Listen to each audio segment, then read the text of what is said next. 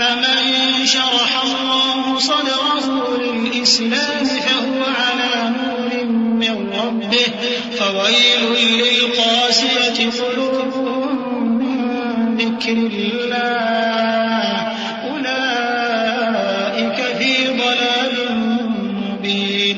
بھلا جس شخص کا سینہ اللہ نے اسلام کے لیے کھول دیا ہو سو وہ اپنے پروردگار کی طرف سے روشنی پر ہو تو کیا وہ سخت دل کافر کی طرح ہو سکتا ہے؟ پس ان پر افسوس ہے جن کے دل اللہ کی یاد سے غافل اور سخت ہو رہی ہیں، اور یہی لوگ سراسر گمراہی میں ہیں.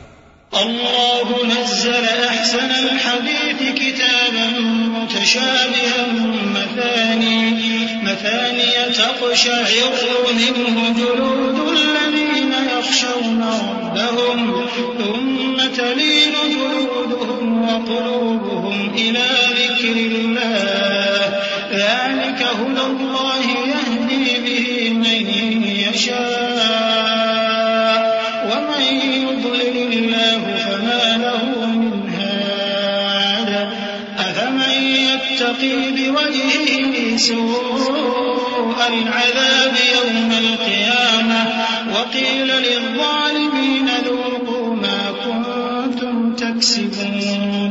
اللہ نے نہایت اچھی باتیں نازل فرمائی ہیں، یعنی کتاب جس کی آیتیں باہم ملتی جلتی ہیں اور دہرائی جاتی ہیں. جو لوگ اپنے پروردگار سے ڈرتے ہیں ان کے بدن کے رونگٹے اسے سن کر کھڑے ہو جاتے ہیں، پھر ان کی کھالیں نرم ہو جاتی ہیں اور دل بھی نرم ہو کر اللہ کی یاد کی طرف متوجہ ہو جاتی ہیں. یہی اللہ کی ہدایت ہے، وہ اس سے جس کو چاہتا ہے ہدایت دیتا ہے، اور جس کو اللہ گمراہ رہنے دے اس کو کوئی ہدایت دینے والا نہیں. بھلا جو شخص قیامت کے دن اپنے چہرے پر برے عذاب کو روکتا ہو کیا وہ ویسا ہو سکتا ہے جو چین میں ہو؟ اور ظالموں سے کہا جائے گا کہ جو کچھ تم کرتے رہے تھے اب اس کے مزے چکھو. كذب الذين من قبلهم فأتاهم العذاب من حيث لا يشعرون فأذاقهم الله الخزي في الحياة الدنيا ولعذاب الآخرة أكبر لو كانوا يعلمون.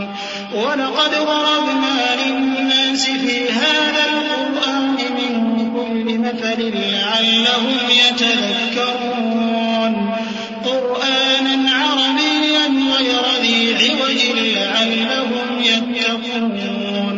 ضرب الله مثلا رجلا فيه شركاء متشاكسون ورجلا سلما لرجل هل يستويان مثلا الحمد لله بل أكثرهم لا يعلمون.